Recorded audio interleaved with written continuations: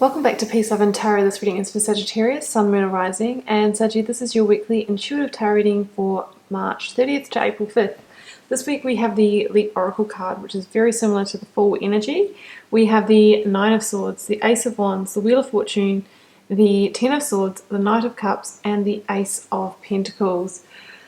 Wow, yeah, it's got some pretty we've got some pretty interesting energies here, guys. Obviously, we've got some heavy energies. We have some energy of divine timing and that Wheel of Fortune turning, but we have such strong new beginning energy as well. The readings that I've done this week are so clearly following this pattern. Obviously, we're in the middle of a global crisis at the moment. There are a lot of endings, forced hand endings, but I see all these like new beginnings coming out of that, and I strongly believe that, you know, when we get through this, that we're actually going to be, you know, as a collective in a better place than when we started before. Why? Well, we're coming back to the old values of simplicity, community. We've all been forced to slow down and pause. There's a lot of reflection going on. Maybe people are considering what's truly meaningful in their lives, reconnecting with, you know, old friends, family, portal of the heart, higher self, all of that kind of thing. Because if you look back in the decades that have preceded this time, there has been a lot of living from a place of greed, power, control, hedonism. We've been, you know, engulfed in distractions like consumerism, social media, and all of those things, and just carrying on like a train that, you know, basically had no brakes. And, you know, now we've hit the wall. I believe that we're in a global tower moment because we've ignored all the times the universe has tried to tickle us with a feather to say, hey, change your ways, you know, the environmental aspects, the, you know, the credit crisis with economy, all of these kinds of things. And because we haven't acted and we've just carried on in our ways, now we're getting the Mack truck, right? Now the universe is coming in with the iron fist and shaking things up and creating chaos, because it's the only way we'll take notice. It's the only way we'll change, and the only way that we will raise our vibration as a collective. When we do that as a collective, when we work each one of us on in a game on a micro scale, it reflects to the macro, and that's how we create shifts. And you know, that is when the old paradigm, the institutions, the systems, the, you know, those greed and power forces, and all of the shadow side in some of these people that are controlling the world, that's when that comes out even more, in order to, you know, as a grasping kind of final ditch effort to basically bring everyone back under control, because they profit out of us.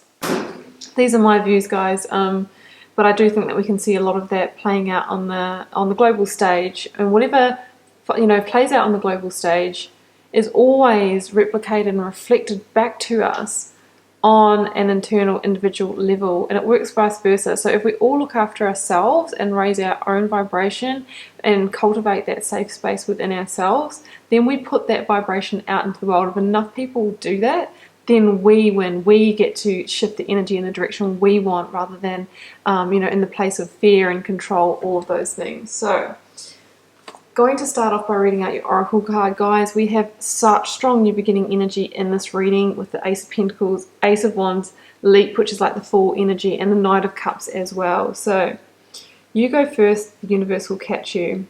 Life bends for the courageous. The universe wants to support you, but first you need to leap, to throw your life up in the air. Perhaps you know what you're being called to leap toward or away from, but are scared to make the move.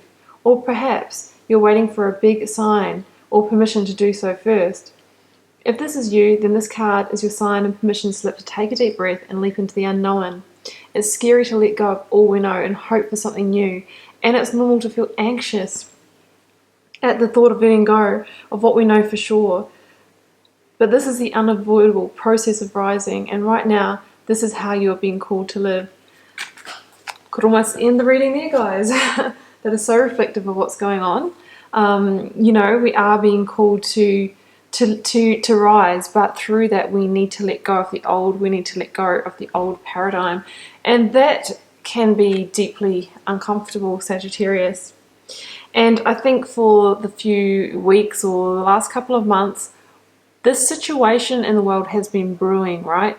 It started off with us all sharing the memes on social media, thinking it was a bit of a laugh, you know, we're not going to be in a pandemic, this is funny, you know, all these kinds of things. But it's escalated, and slowly we've all shifted into the realization that, hey, this might be a thing, no matter how it started or whether there's a conspiracy behind it or whether you believe, you know, we are in a crisis. And I really feel that there's been this underlying tension and anxiety for all of us, kind of thinking, well, you know, where is this going? What's going to happen? And I think that's why the Nine of Swords is here. It's like just that kind of overthinking, overanalyzing, up in the head kind of energy of, you know, wondering what kind of impact it's going to have on us at a personal level, a financial level, the world at large, maybe you know, like a recession, all of these kinds of things. So the Nine of Swords shows that kind of overthinking, all these thoughts that kind of come to overpower us and feeling like everything's stacked up against us. But guys, this is out of our control, so there has to be a certain amount of surrender. You know, Leap, or the Fool energy, asks us to surrender to what is not in our control. And some of you are going to go through endings. We're going from a Nine of Swords to a Ten of Swords. And I know it's, you know, a strong ending with the Ten of Swords. It can be a painful ending. Once we've ended something, that's when the new beginning energy can come in, and that's when we can release things like, you know, the feeling of anxiety. So some of us are going through endings, and they're forced hand endings, meaning they're not really things that we probably would have chosen to end a month ago. For example, so many people have lost their job and their source of income. I've got you know, good friends that work in hospitality that have just turned up and people have said, well, you know, that's it, you're off the roster, there's no more work. And, you know, some of you might have lost more, you know, quite meaningful careers where you were really defined. A lot of your identity was defined by your work, and all of your colleagues and friendship group was there, and that has come to an end for you. For some, it's our homes. We might lose our homes if we can no longer afford our rent and mortgage. Some of us have had to relocate to be near a family, or, you know, to return to home countries if we were living somewhere else and we weren't a citizen or resident. For others of us, it's the stress and tension on the family and friendship and romantic relationships, and some of these are now crumbling. Because in the situation that we're in, when it's like a global tower moment, anything that is built on an unsteady foundation that's not solid and secure is going to come down. So that's the time that we're facing right now. So I think some of you are probably going through some painful endings because of that. But as soon as we go through that ending, this, you know, this new dawn, new day, or which it actually also symbolizes the divine, can eclipse that darkness and bring in these universal gifts for you. Some of you might also be feeling really fatigued or burnt out as well with these endings that we see here. But, you know, universally, it says that there is destiny in this, that there is a divine timing that this is supposed to happen. And I believe that this is divine timing on both a global scale and an individual scale as well. You know, we all decided to incarnate at this time. I believe in that. You may not. That's fine. However, you know, whatever you believe, we're here at this time and we're experiencing this, and it has an impact on our lives. And I feel that for a lot of us, you know, this is to do with a life lesson or a karmic cycle, and it's a really huge one, but it is going to come to an end, and that wheel is turning, and you can see the cards that surround it that are so positive and so full of new promise. The Wheel of Fortune is said to have a 10-year energy, so after we purge whatever this is, this crisis, the endings that are taking place in your life, the new setup that you create, you know, really could carry you through your next decade, your next chapter. But I love the Wheel of Fortune. It is about a luck change. It's about things changing for the better. It's about ending, you know, karmic contracts and that kind of thing. But it says that this is the right time, that this was all destined to go down, guys. It's not in our control and power, so there's got to be a certain amount of release and surrender.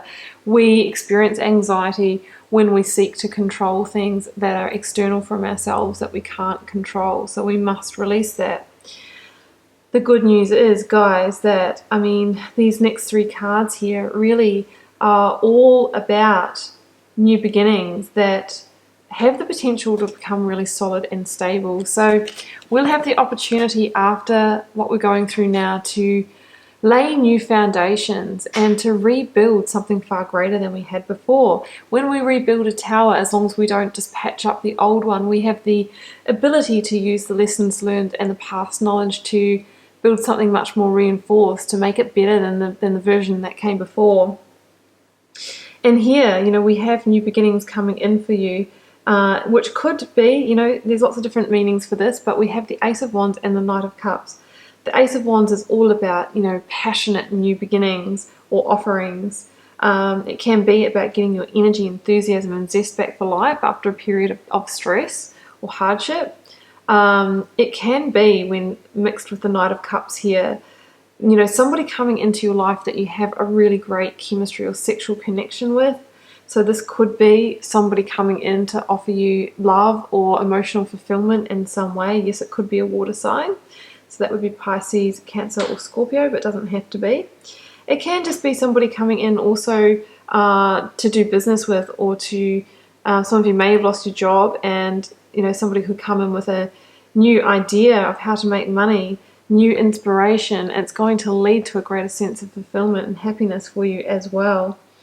But either way, these are the seeds of new opportunities, but what we need to do is, grow them, nurture them, love them, water them, and expand them in order to, start laying a strong foundation on which to build on.